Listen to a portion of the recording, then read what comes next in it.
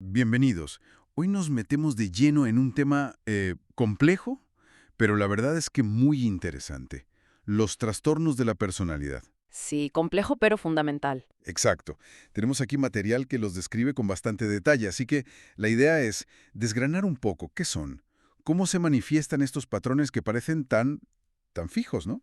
Eso es. Para empezar, a ver, ¿qué diferencia un trastorno de personalidad de tener un carácter complicado, por decirlo así? Pues mira, la clave yo diría está en la persistencia y en cómo se desvía de lo esperado. Hablamos de un patrón que dura mucho tiempo, de experiencia interna y de comportamiento, que choca bastante con las expectativas de la cultura en la que vive la persona. O sea que no encaja. No encaja, exacto. Y esto se nota en varias áreas, ¿sabes? En cómo piensa, cómo siente, cómo se relaciona con los demás, o en si puede controlar sus impulsos o no. Ya. Y lo importante es que no es algo puntual, es un patrón estable, muy rígido, inflexible, que aparece en muchas situaciones diferentes. Y claro, esto causa malestar o problemas serios, crónicos. Entiendo. Normalmente esto empieza a verse pues en la adolescencia o al principio de la edad adulta ya. Entiendo. O sea que esa inflexibilidad es central. Y según vemos aquí, estos patrones no son un cajón desastre, no. Se agrupan de alguna manera para entenderlos mejor. Exacto, exacto. Se clasifican, tradicionalmente, en tres grandes grupos. Esto ayuda un poco a organizarlos porque comparten algunas características. Vale. Está el grupo A, que son los que suelen parecer, pues, raros o excéntricos. Ajá. Luego el grupo B, que incluye los más, digamos, dramáticos, emotivos o inestables. El B, vale. Y el grupo C, que son los que se caracterizan más por la ansiedad o el temor. Ansiedad o temor. Sí, y es importante pensar que en esto influyen tanto cosas de la biología de cada uno, como las experiencias que ha tenido, el ambiente. Es una mezcla. Claro, una combinación. Venga, pues vamos a profundizar un poco. Si empezamos por el grupo A, esos que llamas excéntricos, ¿cómo se ve esa rareza? ¿Qué ejemplos tenemos? Pues mira, un ejemplo muy claro es el trastorno paranoide. Aquí lo que domina es una desconfianza, Ujú. pero una desconfianza muy intensa y suspicacia hacia todo el mundo. Hacia todos. Sí, interpretan que los demás siempre tienen motivos ocultos, malévolos. Piensan que les van a traicionar, dudan constantemente de la lealtad de la gente, incluso de amigos, y les cuesta mucho confiar, claro, por miedo a que usen cualquier cosa en su contra. Vaya panorama. Y otro ejemplo del grupo A, el trastorno esquizoide. Aquí el rasgo principal es un desapego enorme de las relaciones sociales y además expresan muy pocas emociones. O sea, como muy planos. Sí, eso es. No buscan ni disfrutan tener relaciones íntimas, ni siquiera con la familia a veces. Prefieren hacer cosas solos. Y les da bastante igual si les critican o les halagan, muestran indiferencia. Qué curioso, ¿no? Cómo esa excentricidad va desde la sospecha constante al aislamiento casi total. Sí, son manifestaciones distintas dentro de esa rareza. Vale. ¿Y el grupo B? El que se asocia con lo dramático, lo inestable.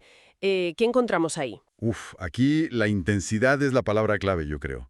Por ejemplo, el trastorno límite de la personalidad. Es muy conocido. Sí, suena bastante. Se caracteriza por una inestabilidad tremenda en las relaciones, en cómo se ven a sí mismos, en sus emociones. Todo es muy cambiante. Y además, una impulsividad muy marcada. Impulsividad. Sí, pueden hacer esfuerzos enormes, a veces desesperados, para evitar que les abandonen, real o imaginariamente. Sus relaciones son súper intensas. Pasan de idealizar a alguien a devaluarlo totalmente en muy poco tiempo. Vaya montaña rusa. Totalmente. Y pueden tener también conductas de hacerse daño, autolesiones, y a menudo sienten como un vacío por dentro, un vacío crónico. Complicado. Mucho. Y otro muy conocido del grupo B, el narcisista. Ajá. Aquí lo que vemos es un patrón de grandiosidad. Necesitan que les admiren constantemente. Y tienen una falta de empatía muy notable. Falta de empatía. Sí, se creen especiales, únicos. Esperan que les traten de forma preferente sí o sí. Y bueno, pueden llegar a explotar a los demás para conseguir sus fines. Entendido. Parece que la inestabilidad y esa necesidad de validación externa son como un hilo conductor en este grupo, ¿no? Sí, podría decirse que sí, aunque se manifiesten de formas diferentes. Y nos queda el grupo C, el de los ansiosos o temerosos. ¿Cómo se plasma esa ansiedad, ese miedo? Pues aquí el miedo es el eje central, efectivamente. Por ejemplo, en el trastorno de personalidad por evitación. Lo que define a la persona es una sensibilidad extrema, pero extrema, a la evaluación negativa, al rechazo, a la crítica. O sea, pánico a que le juzguen. Exacto. Y esto va unido a sentimientos muy profundos de que no valen, de inferioridad. Así que evitan trabajos, actividades sociales, cualquier cosa que implique contacto con gente, por miedo a que les critiquen o no les acepten. Se ven a sí mismos como, pues eso, socialmente ineptos. Qué sufrimiento, ¿no? Desde luego. Y otro ejemplo del grupo C es el trastorno obsesivo-compulsivo de la personalidad. Ah, pero este es lo mismo que el TOC, el trastorno obsesivo-compulsivo. Buena pregunta. No, no es lo mismo. Es importante distinguirlos. Vale. El TOC es un trastorno de ansiedad, con obsesiones y compulsiones muy concretas.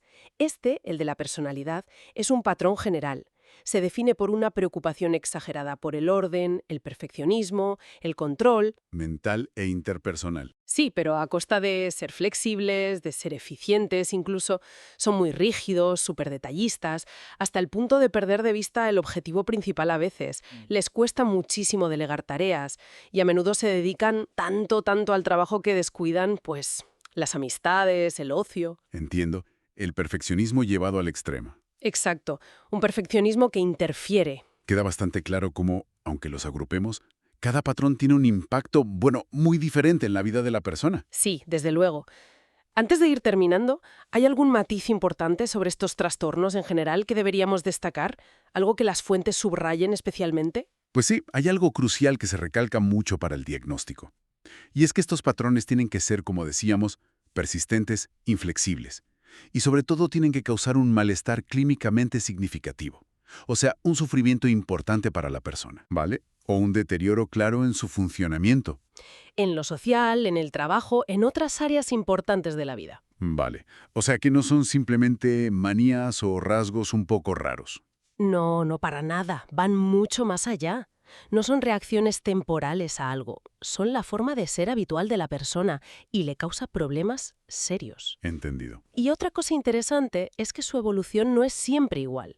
Algunos, como el antisocial o el límite, a veces mejoran un poco con la edad, se atenúan. Ah, mira. Pero otros, como el obsesivo-compulsivo de la personalidad o el esquizotípico, otro del grupo A veces pueden incluso empeorar o hacerse más evidentes con los años. Vaya, o sea que el curso también varía. Sí, no es algo estático siempre.